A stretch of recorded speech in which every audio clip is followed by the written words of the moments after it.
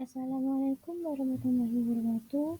Perkenalkan, nama saya Dini Novlandia Ramadhani dengan NIM 231101040035 dari kelas D1 PGRI. Saya di sini akan menjelaskan tentang materi modul ajar dalam kurikulum Merdeka. Materi yang akan kita bahas saat ini adalah yang pertama pengertian modul ajar, yang kedua pembedaan RPP dan modul ajar, yang ketiga merancang modul ajar, yang keempat strategi pengembangan modul ajar, dan yang kelima komponen-komponen dalam penyimpanan modul ajar. Materi yang pertama yaitu pengertian modul ajar. Modul ajar adalah sejumlah alat atau sarana media, metode, petunjuk, dan pedoman yang dirancang secara sistematis dan menarik.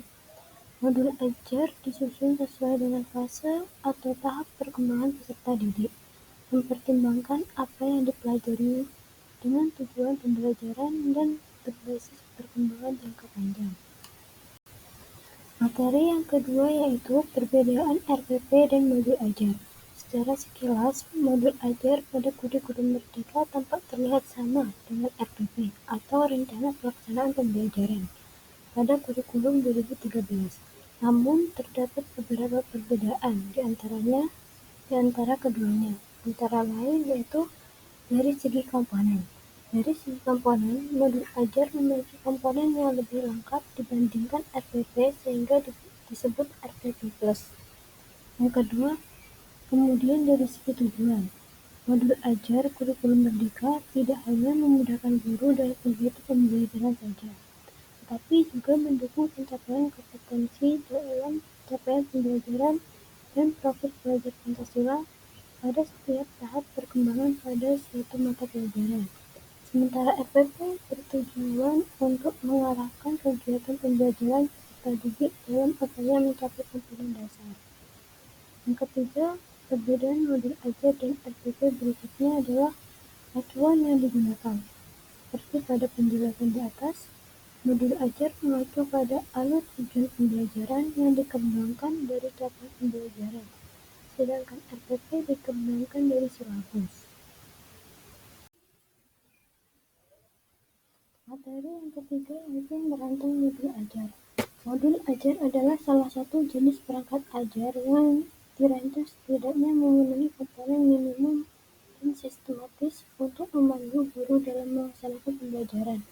Modul ajar merupakan rancangan implementasi dari alur tujuan pembelajaran yang dikembangkan dari capaian pembelajaran yang dilengkapi dengan langkah pembelajaran, rencana asesmen, hingga sarana yang dibutuhkan dalam menjalankan pembelajaran secara terorganisir. Modul ajar yang dikembangkan oleh kontributor dapat memberi manfaat dan bertujuan untuk mempermudah, memperlancar, dan meningkatkan kualitas pembelajaran. Yang kedua, menjadi rujukan bagi guru dalam melaksanakan kegiatan pembelajaran.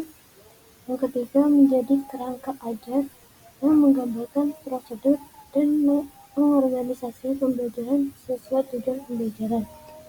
Dalam rancangan modul ajar, berikut ini adalah kriteria yang harus dimiliki.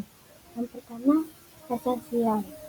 Pemahaman konsep dari setiap mata pelajaran melalui pengalaman belajar dan lintas disiplin. Yang kedua, menarik. Yang ketiga, relevan dan kontekstual. Yang keempat, berkesinambungan. Yang kelima, penyajian. Yang keenam, kelengkapan. Berikut hal-hal yang perlu diperhatikan dalam melakukan perancangan modul ajar. Dalam merancang modul ajar, kontributor dapat membuat baru maupun memodifikasi dari modul ajar yang sudah ada. Kontributor juga dapat melakukan perancangan modul ajar berdasarkan RPP yang dimiliki dengan melakukan penyesuaian komponen sesuai dengan modul ajar. Yang kedua, dalam melakukan perancangan modul ajar, kontributor dapat melakukan secara individu maupun dengan cara bekerja sama dan berkolaborasi dalam tim. Materi yang keempat yaitu strategi pengembangan modul ajar. Strategi pengembangan modul ajar dalam kurikulum Merdeka melibatkan beberapa langkah sistematis dan berorientasi pada kebutuhan peserta didik. Berikut adalah beberapa strategi yang dapat diterapkan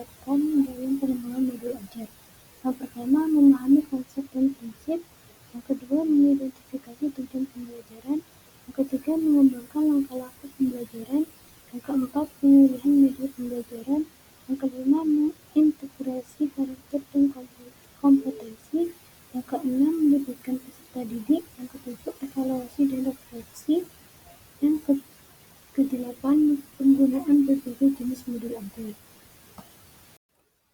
Materi yang terakhir yaitu komponen dalam penyusunan modul ajar.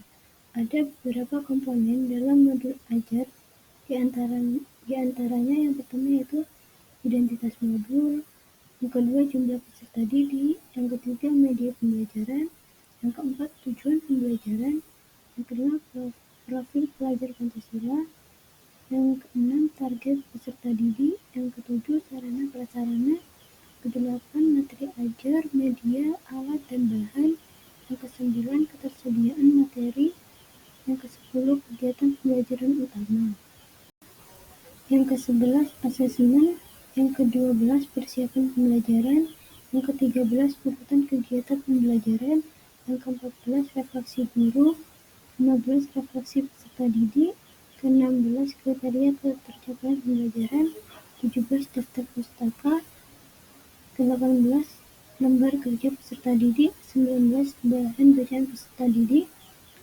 ke-20 bahan bacaan guru, ke-21 materi penilaian, dan yang terakhir materi remedial. Sekian materi yang dapat saya sampaikan, kurang lebihnya mohon maaf. Wassalamualaikum warahmatullahi wabarakatuh.